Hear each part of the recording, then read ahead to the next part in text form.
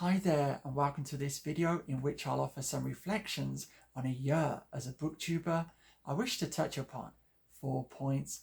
Firstly, my aims, what they were and whether I feel I've achieved them. Secondly, I'll deliver some pointed comments on the fabled BookTube community.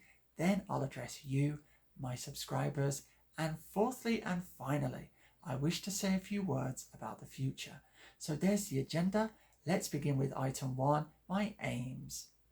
Of these there are 5, the first of which, of course, was to create great content that wouldn't lose its value over time, and here I have hard data in the form of YouTube analytics to confirm that I have achieved this aim. The majority of the videos I've made are continuing to attract interest, and my most popular video is one of my earliest efforts, getting into Thomas Bernhard, which is rapidly approaching 2,000 views. My second aim was that the channel should not become too closely identified with one particular type of work.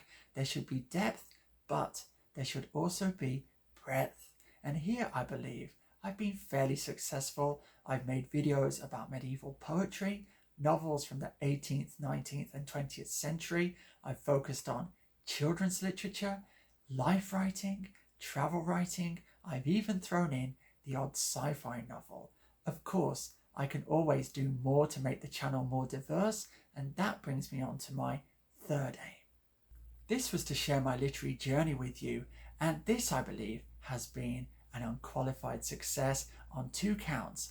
Firstly, the recommendations I've received from viewers that pointed me towards writers and works I simply wasn't aware of. That is why I read Alberto Moravia, who I was so impressed by. This is The Conformist. I reviewed his The Time of Indifference for the channel. It was absolutely magnificent.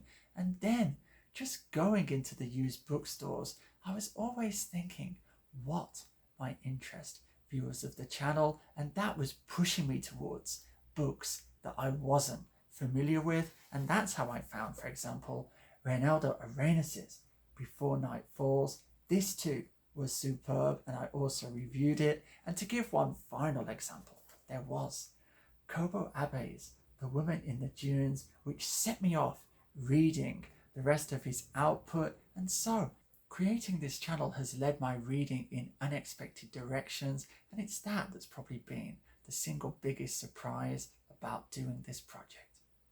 My fourth aim was to share details of another journey I'm on, and that is through graduate school. I finished my master's and then I embarked upon my doctoral studies, and here it's not been as straightforward as I might have thought.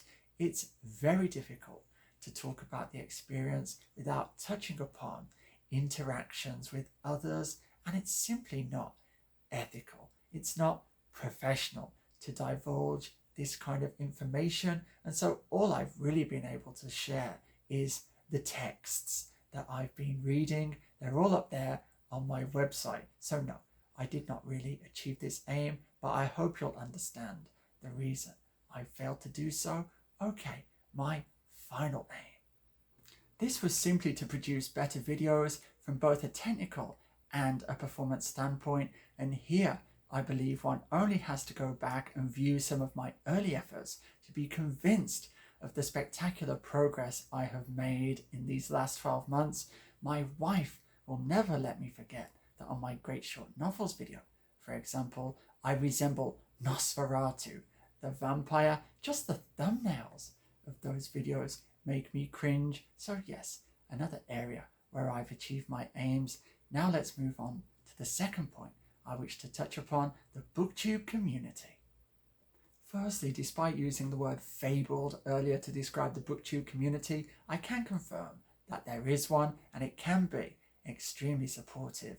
In the early days of my channel, I received enormous help, for example, from Jack, the Rambling Raconteur, and I also had support from Aaron Facer, Idjit Reads and Rambles, Brandon's Bookshelf, MJ, and Tabara's Den. So that was wonderful.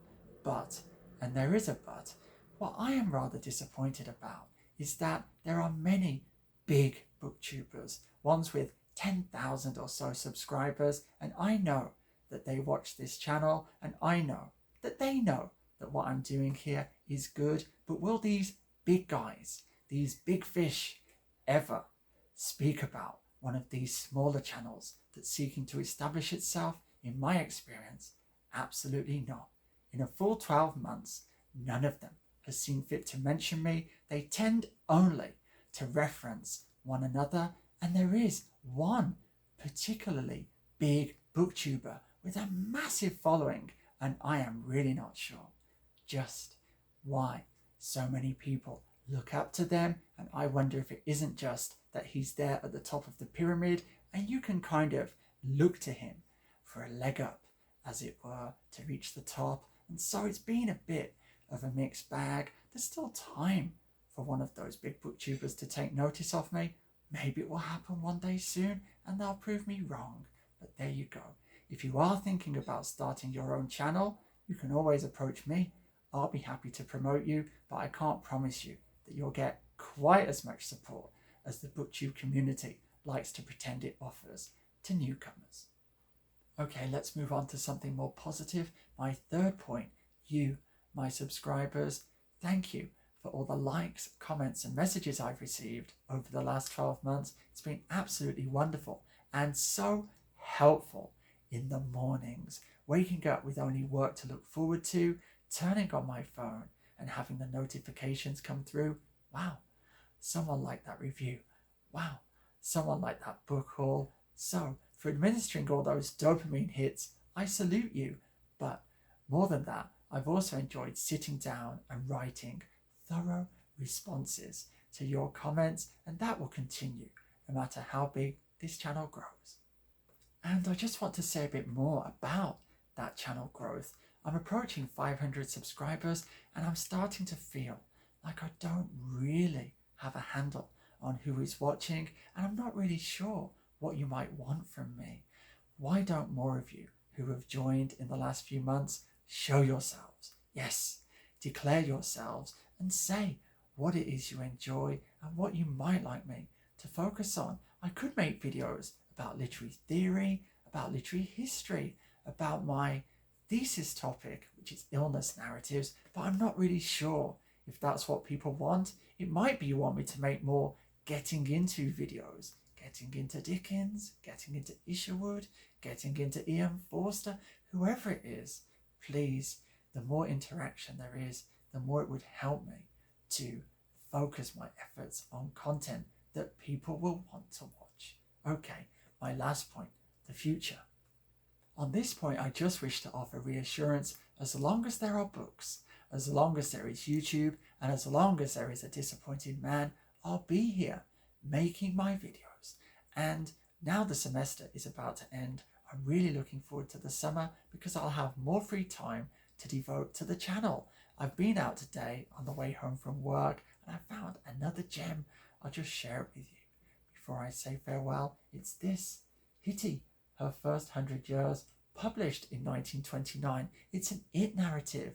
It's told from the point of view of a doll. I've read the first chapter. It's wonderful. I can't wait to read the rest and make a review of it. So my enthusiasm remains undimmed. But now, as promised, I must bid you farewell. So until the next time, be safe, be strong, nanu nanu.